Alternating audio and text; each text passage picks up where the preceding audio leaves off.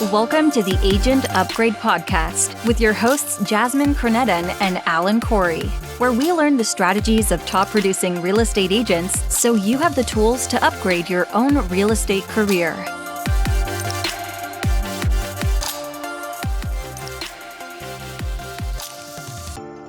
So, hey, Alan. So I understand that you may be moving or in the process of moving to a new home. So tell us about this thing. Yes, I moved last weekend, about 2 miles from my previous house, but I got a good taste of what clients of mine go through in a move. I forget how stressful it is. Honestly, when I take all the emotion away and I'm on the other side of the phone negotiating contracts, it's completely different when it's myself and my wife, and these are family decisions. So I feel like I became a better realtor by moving. Like I just am more empathetic now for my clients. So I just want to throw that out there that, moving's stressful. I get it. It's very stressful. And when, if it's raining and the movers are tracking mud through your house and you got to clean it and all, like it's, just be there for your clients as a realtor. Even on moving day, that's when they need it most. Maybe drop off a pizza or something, or once they move in, a frozen casserole or something. To me, that's like, I don't even think about them moving, honestly, as a real estate agent. And now I take it much more seriously. Yeah. I think it's really important for all of us to just kind of, I think like you said, like moving every now and again is very helpful because you forget. I love moving because I love the fact that you kind of get to go through all your stuff, get rid of all the crud you've been carrying around for years and years and just like start fresh. I love that feeling of it. But I think that comes after you close. Like before closing, there's especially like with movers and everything is on schedule.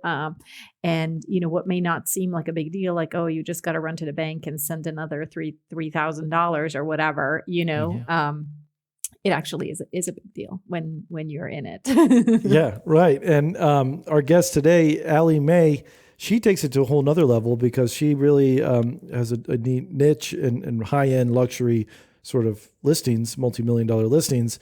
And, she tells us sort of what the extra step is to get her clients happy. Because a lot of times these high-end clients are hard to satisfy. So all these agents who want that $1 million listing and thinks that's the best thing ever, she really kind of gives a wake-up call of how difficult it can be and the extra steps necessary. And she does a great job with balancing that and getting expectations straight to really make it a successful experience, as smooth as possible, as smooth as moving can be for any client, but definitely the extra needy high-end clients that she so often has.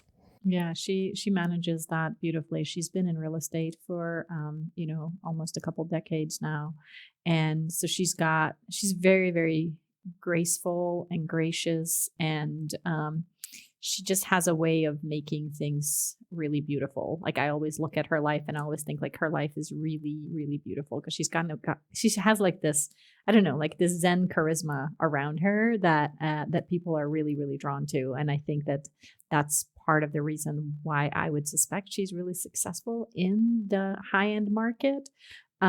Because people are drawn to that. Like they're drawn to the calm, yes, the beautiful, the ease, the flow. So it's, we learn a lot. We learn a lot from her. So I'm super, super pumped for you guys to hear this episode. Yeah. So that's what makes her one of the top of Sothebys top agents. And she's got a great social media, design and the information on there. You're right. It's like a magnet. Like you want to be part of her world, kind of thing. So, very excited to have guest Allie Mae. So let's get to it here on the Agent Upgrade podcast. All right. Well, thanks for joining us today on Agent Upgrade. We've got Allie Mae. Thank you so much. Thank you. I'm glad to be here. Well, we're excited to interview you. You're obviously a well-experienced agent, and you have a great niche in sort of the high-end luxury sort of real estate listings and buyers. And, I tend to say that the most difficult clients are the ones with the lowest price point and barely qualifying, and then also on the other end of that spectrum, the ones who have unlimited budget are almost impossible to please. But you have way more experience at this high end range than I do. Is that a fair statement? I think that is a really fair statement. I would say the same thing. I mean, you have first-time home buyers that are maybe starting off in the lower price points, and they're very needy in their own way because they don't understand what is involved. So we are there as educators to take them through every step. And yes, you're exactly right. The luxury buyers like that as well, and seller. They have typically, they're used to in their lives and their professions a high level of expectation. And so that is what I provide. But I agree, that's a fabulous statement. So, yeah, it seems like they're usually, CEOs or presidents or entrepreneurs or some sort, surrounded by yes men. Hey, I want this done today. I want that. And then it's like, I want this house that has XYZ. And it's like, Allie, how come you haven't found me this house that I just made up in my head and I don't want to overpay for it? Yeah. I think at this point, I mean, I've been doing this for almost 17 years. So at least I have the confidence to know what I'm talking about. And I've worked with so many high level executives and CEOs, and just like anybody else, I think it's really good to set clear expectations. And when things start going off the rails, to immediately address that. And there have been times, just last week, I was speaking with a client who's going to be a new client, and we just had to kind of have a moment with each other just to assess what expectations are and what reality is with the market. And, I never try to overpromise, but I think it's really important when you start feeling like someone is going to be a higher level of need, take that time to spend with them and have them, because sometimes what you think their needs are not at all what their needs are. Sometimes I have one client who we're probably a couple months, and she's going to be a very high luxury client, is not so much the real estate, but just helping get the process of kind of her life sorted out, in the sense of she's going to need organizers. She needs, handymen. She probably needs a personal assistant, like having the resources to provide these things to make your client's life easy and go into the real estate part with as least stress as possible. So it's you kind of have to take the whole thing to another level. Like, I mean, we usually kind of joke that you are always kind of like, the shrink to your clients, because you're dealing with their emotions and everything. But here, not only do you need to have access to a good handyman, but like you said, like, an organizer and somebody that's going to do the packing and the unpacking and all that kind of stuff. It's just a different level of service that you have to provide to that customer. But how do you handle the conundrum that I feel sometimes I walk through, like when you first meet with somebody where they're, that they expect things to happen, they expect them to happen fast. And how do you walk that fine line where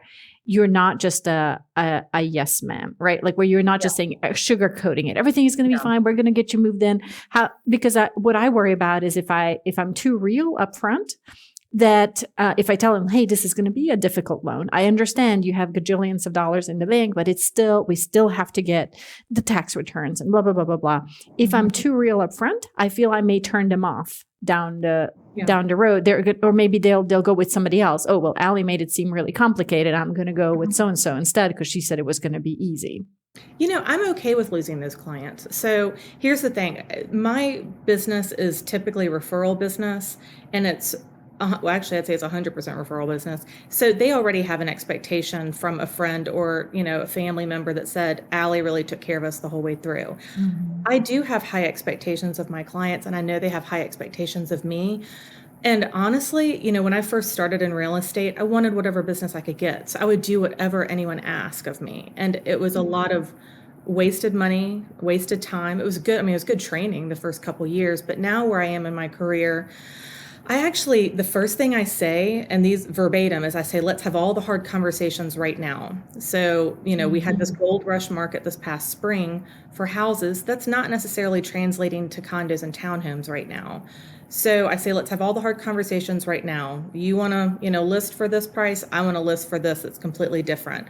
Let's just make an agreement that we'll start where you are. We'll watch the market every 30 days and reassess from that point. And I would like to go ahead and get a calendar and say, okay, whatever your comfort level is, if that's 30, 45, 60 days, we will do a price adjustment at this time. We will then, and we're putting that on our calendars as a conversation. I mean, clearly I'm touching base with them multiple times a week, but that price conversation is already on our calendars from the day one that we meet. So that way they're not like, oh, all she wants to do is, drop the price. I mean, I also tell them up front, I spend a lot of money on my listings because I feel that there's value added in that. And every price point has a certain amount that I will spend up to. So they know that I've got skin in the game too. But there are times when it is not a right fit and I'm not going to push it. If there's not, I always tell my clients, if this is moving with ease and flow, then we're going in a right direction. If there's a lot of fits and starts, there's something that's not working and we may not be suited for each other, and that's okay. I love that calendar idea because you're right. It's not a surprise when you say, hey, let's talk about a price drop. And I would imagine you probably having that conversation up front. A lot of those clients probably don't want to wait 30 days. They'll probably call you 2 weeks later and say, okay, let's just do the price drop now because we're not getting any showings or any offers or whatever. And those price drops are probably like a couple $100,000 at a time, right? Yeah, I mean, they're usually in like $50,000 chunks, sometimes $25,000 chunks. But, I'm not going to do anything for my clients that I wouldn't do for myself. And honestly, when I list my own homes, I'm really aggressive. If I don't have an offer every 2 weeks, I'm making a price drop. And I share that with my client. I'm not going to do that with them. But Alan, you're absolutely right. I mean, they will reach out to me long before that time frame that we've set ahead because they know that we have a plan. It's not scary to them, and they usually want to be more proactive. Do you find it's more difficult dealing with luxury, high end?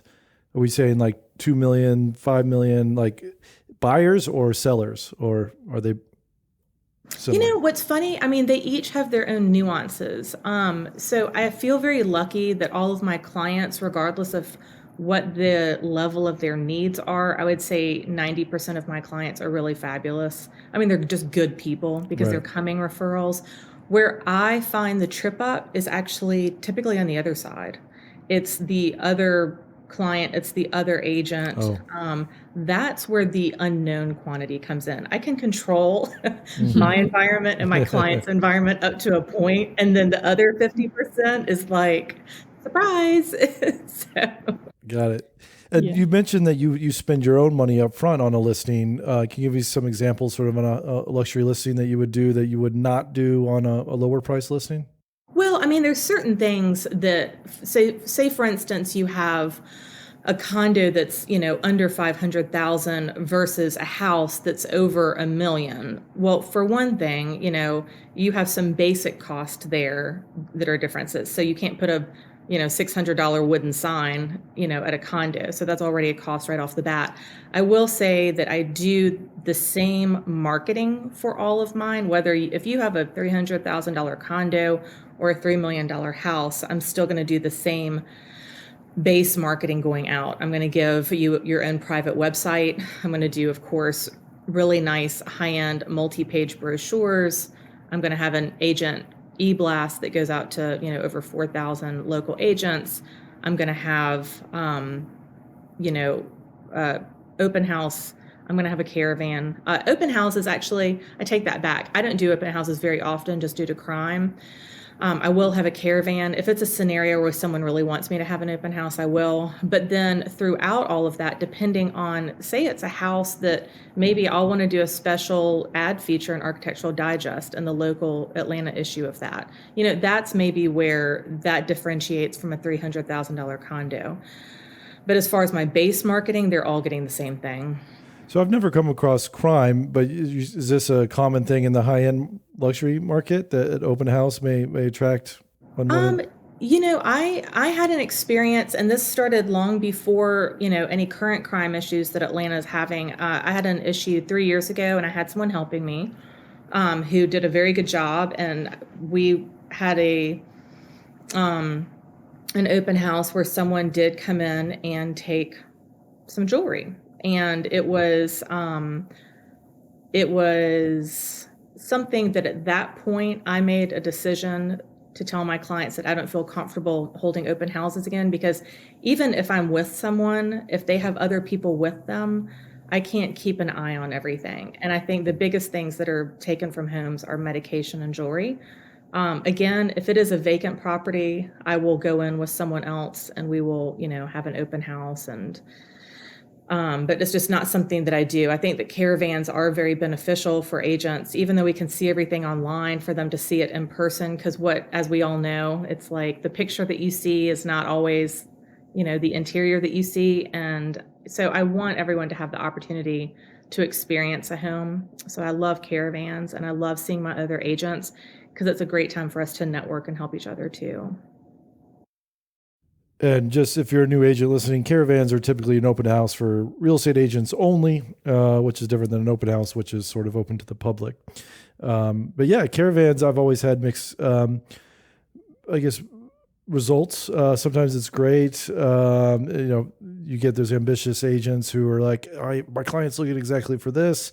And then sometimes you've got people who have nothing to do, but they come and they have no clients. But I'm not knocking people. I actually recommend, hey, if you have nothing to do, go do caravans so you can learn the market out there. So you know what houses are selling for, just what latest trends are, and just meet other real estate agents. Because when you do a deal, having built that rapport really helps,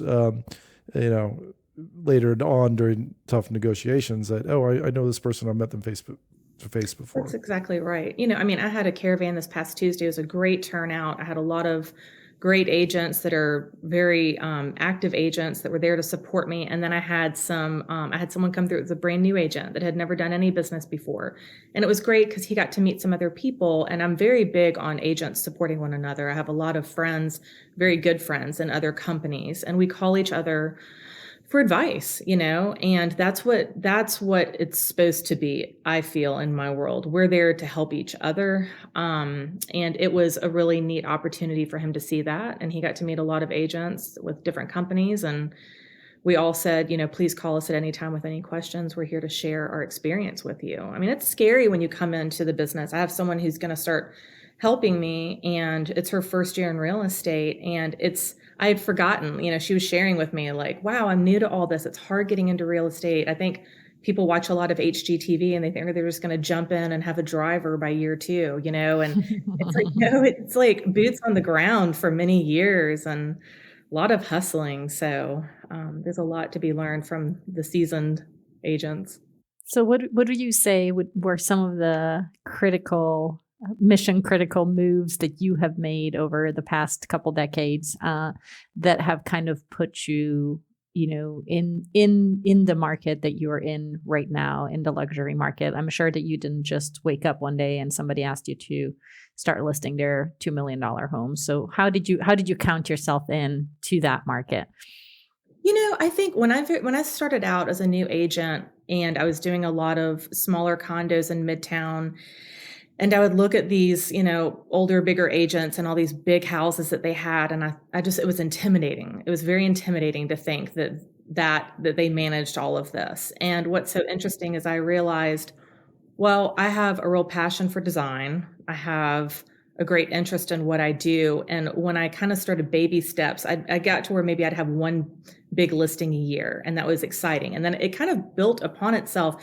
And then it did get to a point, probably year 10, where I realized I had several luxury listings and I was managing them all. It's just something that over time, just my comfort level grew. Also, just knowing what you're doing. It's like, I think I've well surpassed that 10,000 hours of, real estating. That's exactly right. I didn't spend the 10,000 hours playing the violin, but I've done a lot of real estate. So I just think your comfort level gets there where you could just like do it in your sleep. And I also, I also, my first 2 years, I would take business anywhere. If you were in Alpharetta, if you were in the old Fourth Ward, I would just take it because I needed the money. I needed the business. I did eventually shorten my area, and I only do inside 285, most specifically Buckhead, Midtown. I will do on special request from clients, areas kind of outside of that. If they really want to buy something in Decatur, that's not something I do a lot of my business. I'm mostly Buckhead and Midtown, but just creating that parameter for myself, made it really easy, and I don't spread myself too thin. So, and also that way I know those areas extremely well. And I think you've also lived in those neighborhoods for a really long time, right? And so you kind Yeah. of like show up at all the community events and you kind of Yeah. get to know what's happening. One of the things that I think you do really great is in your newsletters, you always do really interesting interviews that you post with different designers and architects. So tell us just a little bit about that. Yeah. So it actually kind of began around COVID. There was a short period where we didn't know what was happening with real estate. And I thought to myself, oh, I may not have a job, not knowing that everything would work out just fine. But there was a moment of pause. And so I actually had an opportunity. I have so many friends that are interior designers and really good interior designers. So I just decided that once a month I would do a short interview, like short attention span theater interview on Instagram. And I also now share it on Facebook and LinkedIn, where people could see into the lives of these high-end designers, because there's a lot of people really intimidated by the idea of working with a designer, and also the cost perhaps involved with that. So this way people get not only design tips, but they get kind of an inside personal look at these people that maybe they've read about or followed on social media and don't know on a more personal level. And it's something fun for me. I mean, because houses and design go together. A lot of what I do, I move and flip houses all the time. And it's something that's a passion for me as well. Yeah, I love doing that as well. And so maybe for agents who want to get in real estate, I've always said, if you can find a place to buy or renovate, or sort of bring back to life, you learn so much. You learn those interior designers, or meet them. You meet the contractors. You learn what it costs to renovate a bathroom. And when you take a client out and they see a house and it's like, I love everything about the bathroom, you can just go, boom, I've got this plumber, I've got the tile guy, I know it's going to cost X amount of dollars. Here's my interior designer. Like you're offering those services that your luxury clients need, that hand-holding kind of thing. Exactly. Has that right. worked in your favor? Do you sell to your clients? Absolutely. Yeah. Yeah. I mean, not to mention, so I mean, I do move. I flip a property. So far, I've been on average flipping every 2 years. With COVID and where I am now and just the cost of everything, I'll probably stay where I am for a couple years till the building cost goes back down, because it just wouldn't make sense for me to move again at this moment. But yes, you're absolutely right, Alan. I have contractors that I love. It gave me the experience of what was involved, what can go wrong, what can go right, where I wasted money. I mean, I can always look back on every renovation and say, I would have done that a little differently. And I can pass on that expertise to my clients. And yes, I do have devoted contractors that I have used time and time again. I mean, one of my contractors, I've been working with him for 15 years, and he picks up the phone every time I call, which is like my number one thing. If you pick up the phone when I call, I mean, bless you. So, because half the time I'm standing there with the client, I'm like, I don't know, let's call Gary real quick and ask him. And he'll pick up and he'll say, hey, Allie Mae, what can I do for you? And we'll get him there on the phone, and I'll say, remember when you did XYZ? What are your ideas for this? And yeah, I mean, it's a great experience. It's also a great experience to be buying and selling so much, so I can experience from a realtor what my clients are, just the transaction process and the mortgage process and everything. So you're living in these flips. You buy it, live in it, renovate it? I will typically stay in the property I'm in prior, buy something else, renovate it, and then as soon as I move into the new property, then list the previous one. And I'll just kind of roll them that way. I can't live there in the midst of. Yeah. Usually the renovations are messy enough that I can't. And then how long do you live in that property? The shortest, there are a couple that I only lived in a year. I mean, once I can make a certain amount of money, I will move. And also just by nature of what I do, I mean, Jasmine can tell you, I remember vividly a couple times just calling Jasmine on a whim and being like, I want to move to the old Fourth Ward. Can I do this right now? and she say, yeah, let's do it. And it'll just happen. I mean, there's not a lot of planning that goes into it. I'll just see the market's hot. It's a good time for me to move. And I'm excited about living in a new area. So I've kind of gotten an opportunity to live all over Atlanta. That's awesome. Yeah. You really expertise, local knowledge. Yeah. I try to tell my clients, when they ask about a neighborhood, I said, go date the neighborhood. Take your dogs to the dog parks there. Go to the coffee shops there. Because if you live there, that would be your dog park. That would be your coffee shop. Do you feel like that is your neighborhood, kind of thing? Because a lot of times I say that because I don't know much about that neighborhood. I've never lived there. I've never been to the coffee shop. So I'm like, why don't you guys go date it, see if it's yours, and I'll learn as much as I can as well. And I'll try to date it, take my wife out to a dinner in that restaurant or, in that neighborhood or something like that. So you're doing it yourself. And I can't imagine the knowledge you get from living in all these different parts of town. Yeah, I know it sounds exhausting to a lot of people probably, but I really enjoy it. And I love getting to meet all the new people because it's so funny. Atlanta's a big city, but there are all these little villages within it. And no one ever really leaves, especially with COVID, no one's really leaving their village. So it's a neat opportunity to meet, just fascinating people in different areas. And I think that's also a really good way to grow your database, right? Because, the moment you move into a neighborhood, like, hey, I'm Allie Mae, I'm your neighborhood realtor. And then the next neighborhood next year, hey, I'm Allie Mae, I'm your neighborhood realtor. And you're just going to keep building on your sphere. What's funny is I really don't. I mean, sure, that happens. But one thing that I'm really sensitive to is people are like, realtors and lawyers, people are like, ugh, And so I make a point of when I move into a new community, unless I legitimately have a listing or a piece of business going on in that community, I don't promote it because I don't want people just being like, here she is, sending out flyers to the building, every month. I think that I really believe that with my personality, hopefully positivity, people will be drawn to me that need to be drawn to me. I'll attract the clients I need to attract. And then in turn, they will pass on business to me. I think that I've acquired a lot of clients by not doing kind of mass marketing. I think that's appreciated.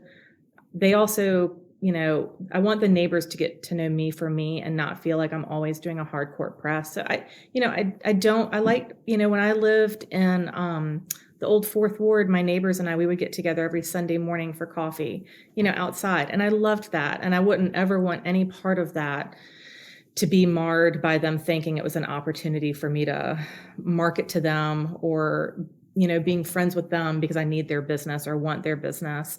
I really always want my business to grow organically. I think I could have probably tripled my business by now had I done all those things, but it's just not my style. I would rather have a smaller amount of business with the people that really want to work with me. And those are going to be your rabid fans who send you referrals because they had such a great personal experience. They didn't feel sold to, kind of thing. Mm-hmm. So one thing that I want to kind of touch on, I feel that when I work with the, quote unquote, luxury higher end clients, I feel that the level of stress involved in those transactions is about 10x a lot of the times than what it is when you're dealing with just like, the expectations are just so high. And I think it would be really useful if we could just touch on that. Like, how do you deal with that level of, like when you're you know what I mean? Like that is just a super high level of stress. And how do you personally like stay calm, stay in it, stay grounded without starting to spin out when you have people kind of spinning out on you? Yeah, absolutely. I mean, so prior to real estate, I was in the event planning business and in Atlanta and Charleston and did weddings. And weddings, much like real estate and houses, are the two most expensive things and the two most emotional things you're ever going to do. And so I had very good experience with dealing with high need individuals, and this, weddings are fabulous. The stress and the emotional and financial stress around them is sometimes suffocating. Same thing sometimes with houses. And so what I have really impressed upon my clients is, yes, it is a highly stressful situation. I try to mitigate the stress as much as possible. I rarely, unless my client absolutely has no problem doing it, I never put them in a situation where we're juggling multiple houses, waiting for one to sell, already owning another, because there's nothing more stressful at any price point than carrying multiple mortgages.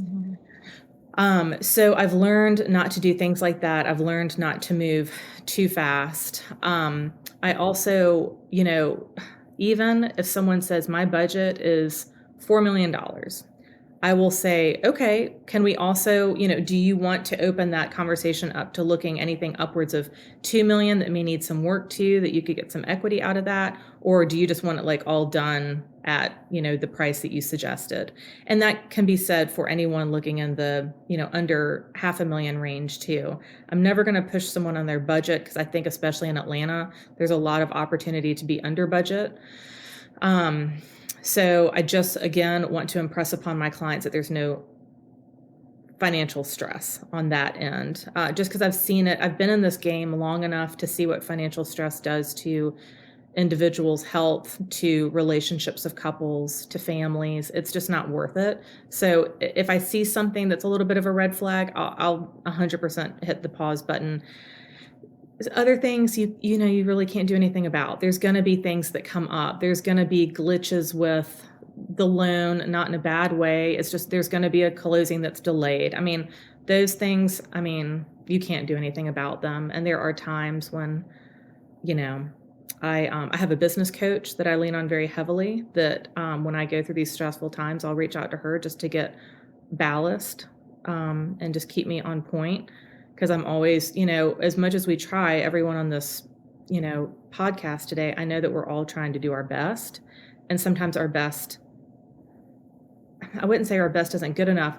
We just never know if we're doing our best. And sometimes we just need help. And so I'm 100% for outsourcing business coaches, therapists, whatever you need, because this job, especially the further you go into it, you need guidance sometimes and help. I think so. I think it does.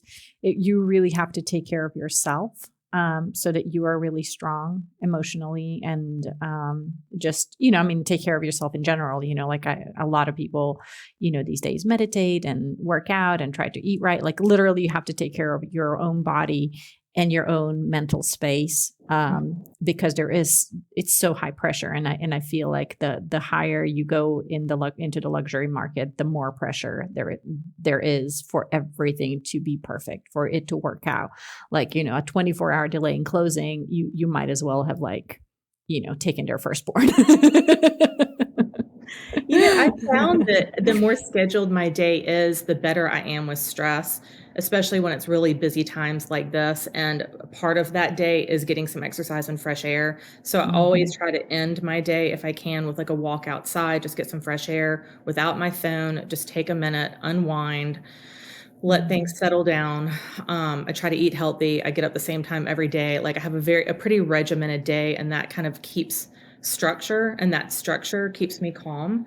There are days where absolutely I am in the Chick-fil-A drive-thru and I'm like, I want a large fry and a large milkshake, and that's the only thing that's going to fix this day. So, that happens too. I love it. I love it. I love it. What is the trick to staying in the business as long as you have without like losing your mind? Like in general, there's a lot of people, like right now, we were talking about it earlier, like there's a lot of new real estate agents in the market that come and go. But then there is people like you that are just in it to win it. And this is your life. Like you're not going to just, bail out and do something else. So what would you say are some of the key pointers that some newer agents could maybe start adapting into their routines or into their life regarding just, how do you not like lose steam in year 1.5? This is a really unique career path. I've had corporate desk job prior to this, and early in my life. And if you are not completely passionate about real estate, the idea of real estate, and if you do not have a really strong work ethic, then this is not something that's going to be a good full-time job for you. I mean, you have to be so self-motivated. But one thing that I would say that would help get on track is, I can't even remember where I read this, but it was kind of like, do what you enjoy. And if you are drawn, if you find, like, for instance, in my free time, I love listening to like real estate and design podcast. I love listening to how to be a better business person. I thoroughly enjoy this career. I really enjoy working. That's just who I am as an individual. I really feel adrift on days that I don't have anything scheduled because I just would be happier working. So if that is not your calling, then doing something where you're so self-managed, this may not be the right career for you. If all of that does speak to you, then I would say go ahead. I mean, wow, I wish I'd started this 10 years prior. I started when I was 30 and I'm almost 47. I really wish I'd started this in my 20s because there is that hustle period, but it is so rewarding.